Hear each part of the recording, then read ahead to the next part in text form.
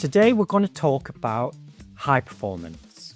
When I think about high performance, I'm on the track. I'm watching a Formula One team, an elite driver, and all the huge resources and these amazing pit stops and high performance. But we're going to think of it from a different perspective today. Welcome to Why Medics Matter. I am delighted to be joined by Susie Muir, who is a palliative care consultant. She's a qualified coach and she's passionate about supporting doctors. And she's joined us all the way from Queensland. Susie, welcome. Thanks so much, Simon. Great to be here. Tell me a bit more about you and your journey, and then we can talk about high performance. Yeah, great. So I am all the way over on the Sunshine Coast, southeast Queensland, but you can probably tell from my accent, I am originally Scottish. I trained in Aberdeen in the north of Scotland and decided to go for an adventure to Australia for 1 year, and that was nearly 20 years ago. That was 2007. So since then, I've done a bit of traveling around the world and tried to use my career to take me to interesting places. But in the last probably 10 years, I've settled down and focused really on my passion, which is palliative medicine. I currently work as a palliative care specialist, as you mentioned. And then in the more recent 2 or 3 years, I've really started to focus on how we can support doctors and other healthcare professionals in their job and in their life. Because I think working in palliative care has, for me anyway, given me a lot of clarity about what's important in life. And I worry when I look around in healthcare that there's a lot of people who are struggling. There's a lot of burnout and mental ill health, physical ill health. And so my mission now really is to support others and to do that through the lens of high performance and really try and redefine what that actually is in healthcare. So you've talked about having the focus of your career around palliative care, and something's changed. What's triggered that change that and sort of push you to look through this lens and learn and develop more? For me, when I look back over my career, there's been a really strong thread of well-being, I suppose it would be classed as now. And it really started probably at university. I had this deep belief that if we all supported each other, if we all looked after ourselves in a meaningful way, that we would be able to work to the best of our ability. But for many years, that was not something that was apparent anywhere in healthcare that I could see. And I think in the last probably 5 years in Australia, there's been a lot more attention paid to trying to support staff in what is actually a meaningful way and to look at the system level change that might need to happen. So that then really pushed me into trying to do something a little bit more concrete. And I trained as a coach and then started to be able to give something more substantial, I suppose, to my colleagues and to those that I coach and support. So I'm not trying to do an anti-Australia sales pitch here, but we all sit here in the UK going, oh, if I could get out of this horrendous NHS system and go and work in a beautiful country like Australia and New Zealand, and obviously I've been across there, and the grass isn't completely green. Is that fair to say? Do you have some of the similar challenges we have in your system? Most definitely, Simon. I think globally, we're really seeing the impact of a really overstretched healthcare system and a healthcare system that has been designed well intentionally with patients at the center, but without the team and the people that are actually running the system, the people that are seeing the patients anywhere near the center. And so I think in Australia, we are probably not quite at the same point as the NHS. I think we're not that far behind in terms of the support that's needed and the huge gaps that are appearing. And the number of people really that are considering leaving the profession altogether or trying to adapt to have a more portfolio career where they're doing a bit of this and a bit of that just to try and survive their working life. Yeah, because the data from our studies in the UK is in that 1 in 5 are planning to leave. So it's interesting. Yeah, they've got similar challenges, and I think you've summed it up really beautifully. Is actually that the global demand for healthcare versus resources and infrastructure and staff, and expecting more from the same people.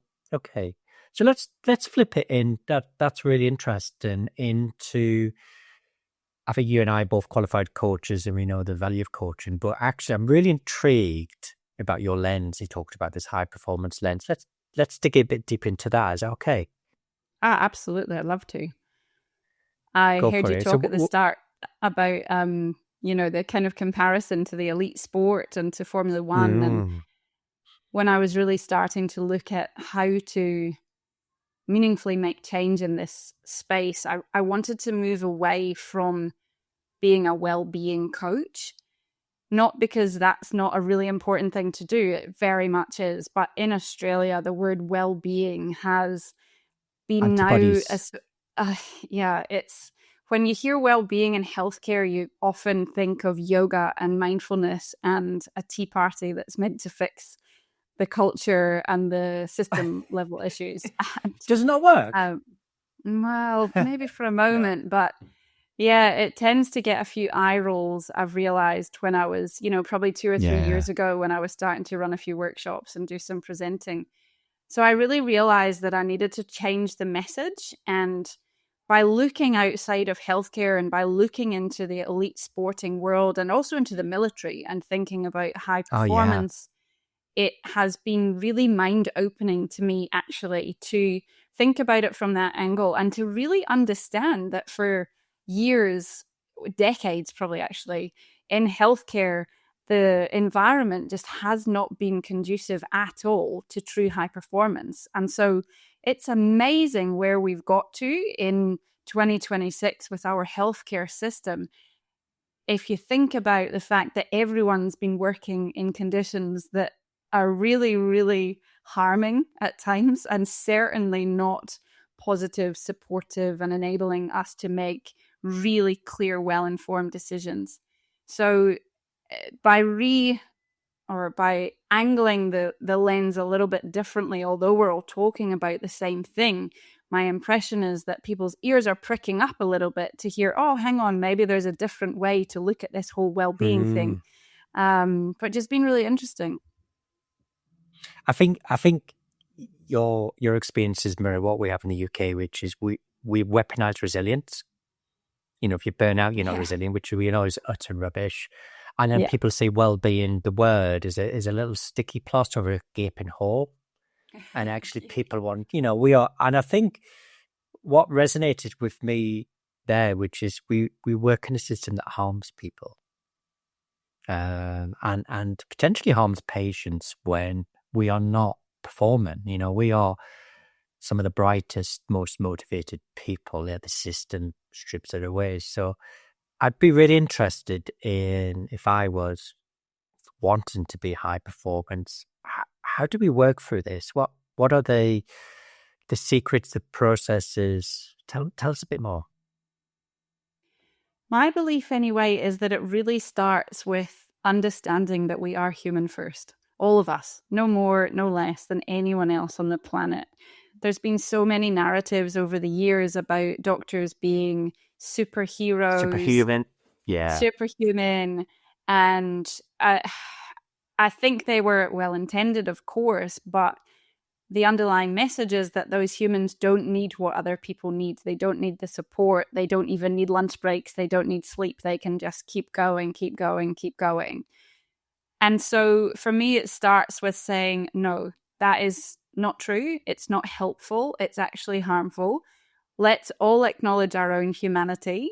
Let's spend a little bit of time thinking about what our legacy is in our life, what we actually want to achieve, both at work and at home.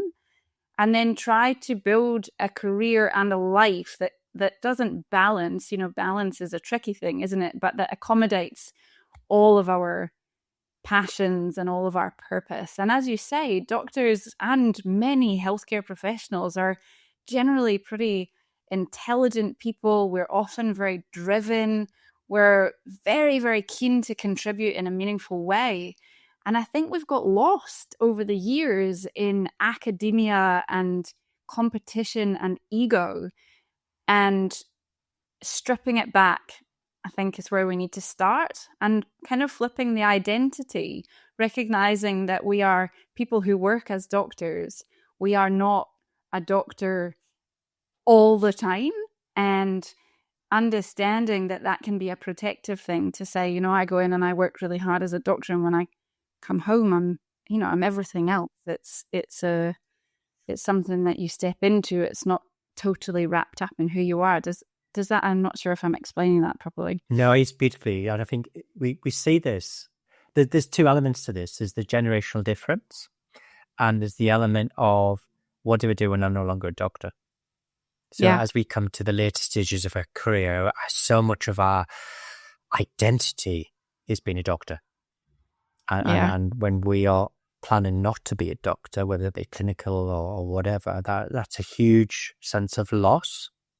Massive. And identity and purpose. And it often, I speak to many doctors and people, maybe until you've done it, don't appreciate how much it becomes you. But I want to pick up with a bit you picked up beautifully, that we see friction in our system back here. We see friction between your baby boomers, your Gen X, your Zoomers, your millennials. And that, I think some of the younger generation are less defined by their doctor, so their clinical role and portfolios, which creates a bit of friction about, well, you're not committed. You're not like how I used to. Do you get that narrative and friction in your, you've seen that play out in your system? Oh, it's everywhere, unfortunately. It's a story that just goes around and around, that the next lot of doctors, and it happens every time, they're less dedicated, less hardworking.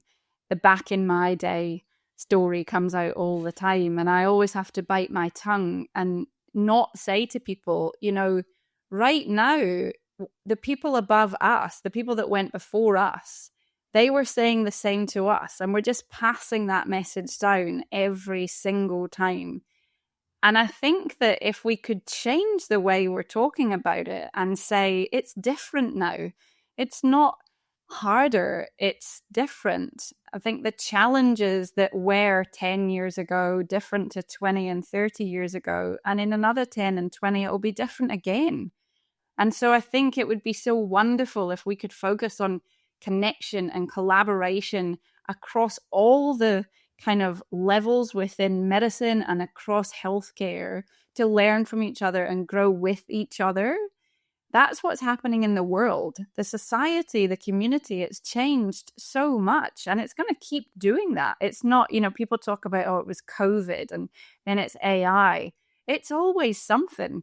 And I think if we can approach it with a sort of open mind, a growth mindset, we can really work together to move forward. But at the moment, it just feels like there's a lot of want to pull apart.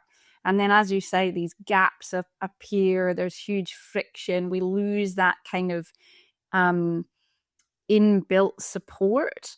And my mission is really trying to bring it back. Community. And we know from the literature that community makes a difference. And if we go back to the high performance element we talked about in organizations where you have to perform under pressure, you enter in the military. And I was fortunate to do a workshop recently with the military, and they shared some of their leadership slides. And we talked about empathy, we talked about compassion, and then they talked about familial caring, which was really interesting. They said, if you are going to be in a very hostile environment, you've got to be able to know everybody in that team has got your back. And I think when we talk about high performance individual comes from being in a supportive community environment. Yeah. And I think, like you were saying, is we've got to get over these friction points and differences to create that sense of belonging Yeah. if we are in an environment where it's harmful. There's one bit I picked up a little while ago I just want to come back to, and it's a beautiful phrase you use, which is accommodation versus work-life balance. And I think work-life balance is another thing I think everybody's aspiring to. And if you haven't got it, you feel judged. And I think Yeah. that leads to, again, like a vicious trap. I ain't got a work-life balance. I've got this and I've got to achieve this. But I like the word you said, accommodate my needs.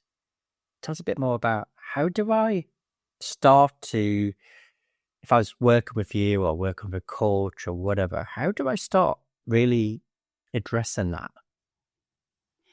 I think it's different for everyone.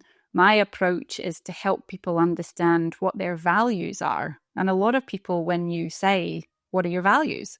They say, I don't really know. Yeah. And I was the same up until I began really digging into what having a life that's aligned with values means and what it feels like when you're living a life that's not aligned. And so starting at that level, if you're someone, for example, for me, growth and drive are very, very strong values for me. So I'm very, very energized by trying to do new things and be out there. And so my balance might look very different to someone else's because I really enjoy the things that I'm doing. And so understanding your values, understanding your strengths, understanding what energizes you and what drains you, and then working out how to move within those, always with the hope that you've got more energy coming in than is coming out. I think it's a pipe dream to think that we're going to have a life that just doesn't drain us at all. There's going to be bits and bobs that happen that are going to be draining. But if overall you are able to live a life that's energizing, whatever that looks like, winning. And for so many people, when I just talk to them, I just hear that they're busy, but they're also drained. And I think that's a really worrying combination because it can lead to things like burnout. It can also lead to depression, anxiety, substance use and misuse, relationship breakdown. There's just so many far-reaching impacts. So that's where it starts with for me, and that's how I begin with people, is to step right out of the career and right out of all of that and just try and look at the really big picture stuff, which is hard. Yeah. I was very fortunate to train as a coach, and over a year we were working with colleagues, working out what's important values, and then I got a business mentor a couple of years later, and we sat through, and his famous question is, what puts fire in your belly? Because you can be busy and happy and fulfilled, and you can be busy and fed up and I think, and almost feeling a bit of learned helplessness. Yeah. That this is it. I'm stuck. I've got to the stage of my career. There's nothing. And that ability to step back and say, what do I really enjoy doing? Is that patient care? Is that something different? What drives me, motivate me is so valuable on that journey. So you mentioned yourself that, and I think this is important for all doctors, which is growth and development. I think we spend a lot of our life on a training pathway or a route, and then you land somewhere, and often it's a race to get there. Right, I've got my CCT, I've got my permanent post, and it's like, okay, I'm here for the next 20 years. What's next? So let's talk about a growth mindset.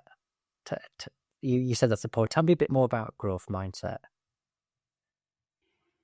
It's one of those terms that's used a lot at the moment, isn't it? And I probably couldn't define it as per the dictionary. For me, it's about having a non-fixed mindset. It's that ability to be in a situation and to look at it from multiple angles, to try and step outside yourself, see it from other people's point of view, but also try and step into that higher system level thinking and really have that bird's eye view. And I think with that growth mindset, you can then harness all of that and move forward in a direction.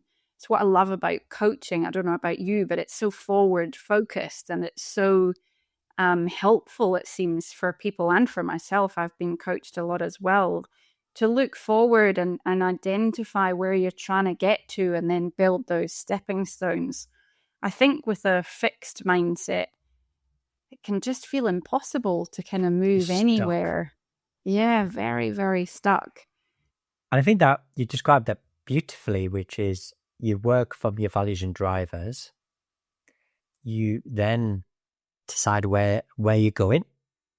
You know, what do I need to do? Is it more of the same? Change directions, add things to my portfolio, and though, and if you have a fixed mindset, you get stuck. And I don't know if about here, we talk a lot about limiting assumptions. So limiting assumptions are the perfect and that keep you fixed. So I had a Yeah. limiting assumption, which was the work of doctor's training would never be secure. So I had to hold on to my 12 years of NHS contract for the Yep. peril. And somebody broke that in a coaching session, said, is that true? And that ability to have a different perspective, and that's the value of having a coach, isn't it? Having somebody, a professional colleague that can challenge you. Yeah. Who's helped? You've obviously been on a bit of a journey, and you've expanded your portfolio. How have you got there? You know, other people be looking, go, "That's just great, Susie. You've managed to sort of sort yourself out." What have you used to? Is that just self-reflection? Is it colleagues? Is it professional support? What have you done to get to the position you are now? Probably a bit of all of those things. For me, this all started, as I say, probably right at the start of my career with this driving passion to support the people I work with. And I didn't really know what to do with it. And at that time, it wasn't really the right thing to say that, that we should be supporting each other. It just wasn't really allowed. And so for the first probably 15 years of my career, I just sat with it. Then I started reading a bit more. Joining LinkedIn was really helpful just to open my mind to what's bigger than the Sunshine Coast to where I am and hear other people. And I think that's a big part, is building a network of people that might be doing slightly different things, asking lots of questions, getting yourself in the room with people that are not your usual people to be in the room with, to be like, oh, okay, wow, there's lots of other things happening out there. So I think there was a bit of those thoughts happening. And then really when I trained as a coach, and I loved that. And one of the things I really loved was that my coaching course wasn't just doctors or just healthcare. It was people from all different backgrounds. And I love that. It's so interesting to hear how people have got to where they've got to. And the thing that really struck me about that was how linear often medicine is in terms Mm. of getting into medical school and then just joining one treadmill after the next. And as you say, then you pop out at the end of your training, and sometimes you look around and you think, oh, I'm not quite sure that this is what I thought it was going to be. I think at that point, it's so crucial to connect with people and to talk about your experiences rather than think, oh, well, everyone else has got it sorted. I just need to blinker on and carry on. And I'm such a talker. I love talking to people. I'm so fascinated by life. So I think that was part of the natural progression. And then through the coaching and reading various books, spending a lot of time thinking, reflecting. I also got a business coach, so different types of coaching. So you've carried on getting coaching support as well. Yeah, very much. And then actually one thing, if I can share, because it was absolutely life-changing, was I had EMDR, the eye movement Oh yeah. desensitization. Because I had a very fixed belief that I couldn't really do anything else, a bit of an imposter type phenomenon. Okay. And the psychologist I was working with said, have you tried EMDR? And I was like, oh, that sounds a bit airy-fairy. Anyway, I had 2 sessions and it's gone. And I'm sure it's not that way for everyone. I think it was a very fortunate experience, but that really shifted a deep internal belief about myself that allowed me to then move forward. So I think there's definitely scope for professional input as well, if needed. Yeah. And if anybody's listening, the words that really resonated, I think, is that deep internal belief. I think a lot of people will recognize there are beliefs we hold really deeply, which sometimes are really powerful. Like if I really believe that I put my hand in my fire, I'm going to burn it. And that's a really, really helpful belief. But there are other beliefs that I know will limit me. And actually tackling that is probably the biggest part of personal growth. Definitely. Okay, fantastic. What else defines high performance? So is high performance survival? Is it more than that? So much more than that. I think high performance is that feeling of kicking goals, of being able to do what you've trained for and to do it really well, and to walk away at the end of the day thinking, I've done the best job I can today. And that may be different on different days. You know, we cannot give 100% every single day. And sometimes we need to be good enough. But true high performance is having all of those things aligning. And I think that for so long in healthcare, what we've really missed, for some people completely missed, is the actual human needs of nutrition, hydration, good sleep, and rest, active rest. Rest. Very much. I think if you look again into the sporting world, 20 years ago, certainly in Australia and probably the UK as well, you know, at the weekends when they were off the pitch, they were in the pub. And you fast forward now, that's not the case anymore. In elite sports, people have a real focus on physical wellness and what that means and getting the right conditions for our body, for our brain to be able to do what you've trained it to do. And also in elite sport, they've got mindset coaches. There's so much psychology behind that. So in medicine, we've kind of done the opposite. We've completely ignored the basic human needs. And there's never been a focus, certainly in my career, on the mindset or the emotional or psychological component. It's been a sort of suck it up, get on with it. And if you don't, then you're soft. It's just so, I suppose, refreshing now to have the neuroscience. I'm currently studying neuroscience, to have the neuroscience, to have the literature, to have the lived experience to say, no, we know better now. We need to do better.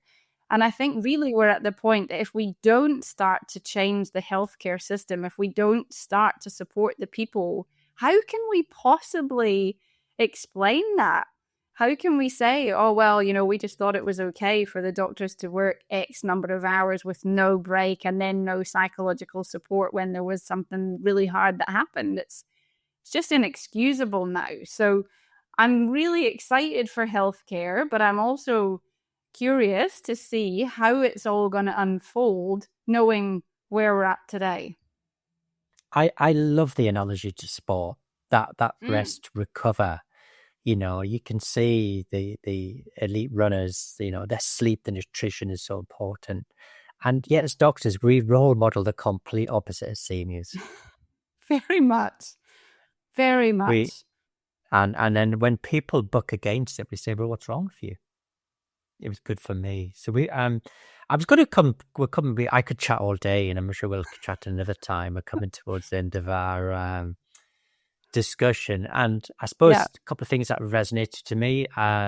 We need, you know, we should be aiming for high performance, or what people call a state of flow, when everything just feels like it's coming together, and that comes from community, from the right conditions, but it starts with looking after yourself, and we have to role model 100%. Thank you. I finished this our discussions with a question, which is, if you could go back and give with all your knowledge and wisdom, and give your 23, 24-year-old version of yourself a life lesson, what would that be? What advice would you give yourself? Goodness. I think my experience with the EMDR really showed me that my belief in myself through my 20s and through the earlier part of my career was very limiting. And if I could go back and chat to myself back then, I would say, believe in yourself. And if you don't believe in yourself, get a coach, because there's probably something that is held deeply that might be able to be shifted slightly, that can really help you get on that path that you're dreaming of. So that would be it. That's awesome. Susie, thank you very much for your time. I've loved this. I think I'm going to really enjoy listening back to it again. There's so much magic in there. And thank you for joining us on the Why Medics podcast. We are a podcast for doctors by doctors. And please subscribe, rate, share with your friends, and we'll catch up again soon. Thank you. Goodbye. Thank you so much. Bye, Simon.